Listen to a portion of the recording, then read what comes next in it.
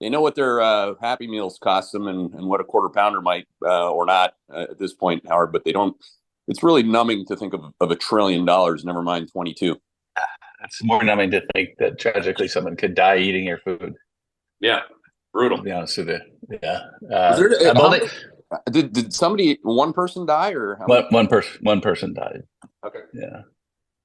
This has only happened one other time in my career following this industry, and that was Jack in the Box in the 80s. And that company almost went bankrupt, by the way, because someone died. But that's not going to happen to McDonald's. So, yesterday, the CDC reported that McDonald's food had sickened 49 people across 10 states. And as I said, tragically, one person died. This started happening in on September 27th, only just reported. McDonald's said the source of the illness may be linked to onions, slivered onions used in the quarter pounder with cheese. I would note that while not confirmed by Chipotle, which a lot of people are drawing comparisons to Chipotle, and I'll debunk that in a second.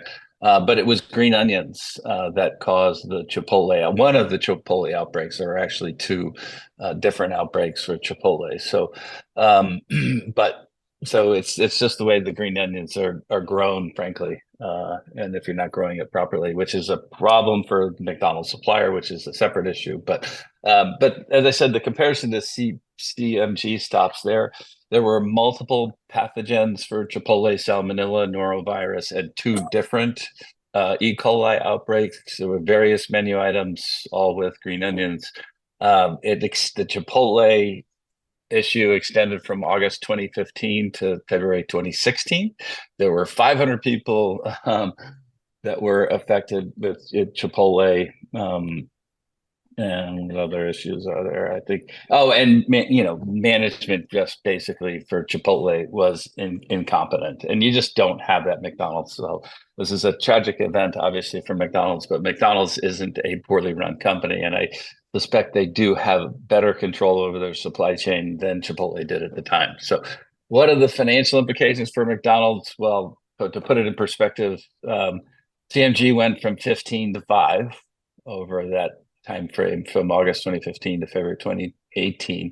Same store sales for Chipotle was down 20% in 2016. I don't think McDonald's are going to be down 20%, but who knows, right? Again, no one died during the Chipotle issue.